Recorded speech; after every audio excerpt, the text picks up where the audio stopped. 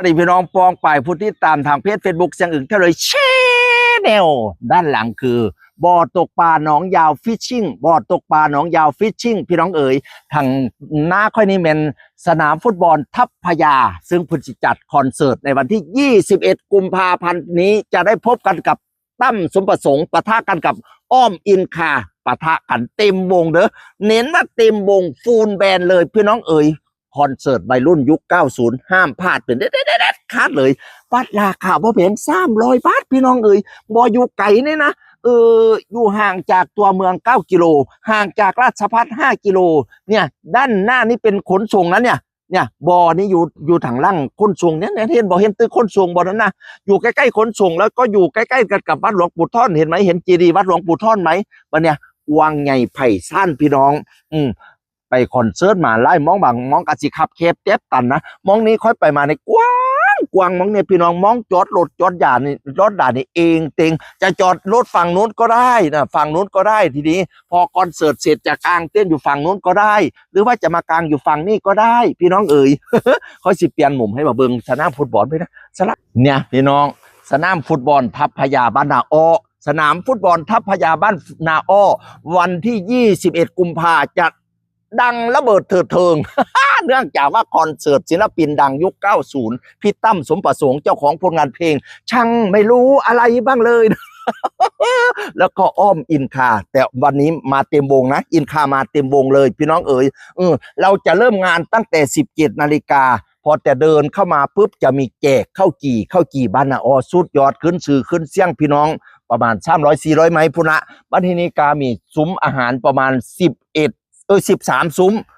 บ่ต้องห่อเข้ามาเด้อบ่ต้องห่อเข้ามา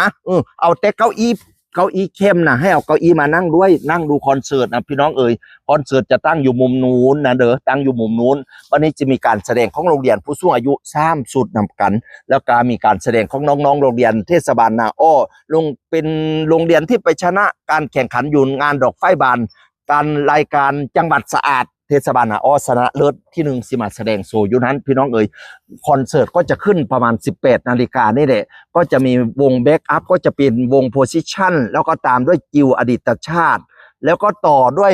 พี่ตั้มสมประสงค์กับอินคาเนี่ยข้าเจ้าสินวนนำกันเลยสิยูนำเฮาแบบว่ายูนำเฮาแบบเปลี่ยนกันขึ้นเปลี่ยนกันลงข้าเจ้าที่ข้าเจ้าจะวันซืนอยู่กับเฮานะ จนมาไปฮอดพุละยับตี 1พุละพี่น้องตี 1พุละวงตบท้ายนี้จะเป็นวงเอกและเพื่อนเอกและเพื่อนวงเกาเหลาพี่น้องเอ๋ยและถ้าใครไม่อยากกลับบ้านนะจะนอนก็ได้กลางเต็นท์มอมมุมนั้นก็ได้กองกลางเต็นท์นอนที่สวนยางก็ได้นี่บริเวณกลางเต็นท์กว้างใหญ่ไผ่สั้นห้องน้ำห้องทามีไล่พี่น้องบานี้ตอนนี้ยังจัดสถานที่บริเรียบร้อยทีเดียวมันอย่างตกแต่งมาโอ้ยสวยงามพระราม8หรูหรามาเห่าแต่ขนาดนี้ก็ดูดีมีฐานะแล้วพี่น้องเอ๋ย สวยงามพระราม8แล้วนี่นะสนใจจองบัตรด่วนเด้อ1,000 บาทเบิดอีกนี้จองด่วนบัตรเพียง300 บาทศิลปินต้องมา2 วงคือพี่ตั้มสมประสงค์กับอินคาเต็มวงฟูลแบนด์พี่น้องเอ๋ยจองบัตรได้ที่ตามเบอร์โทรนี้นะตามเบอร์โทรนี้เท่านั้นอย่าไปจองเบอร์อื่นพี่น้องเอ๋ย เฝ้าจองมันสิเบิดก่อนพี่น้องที่สนามฟุตบอลทัพพยาบ้านนาอ้อหลังขนส่งพลาดแล้ว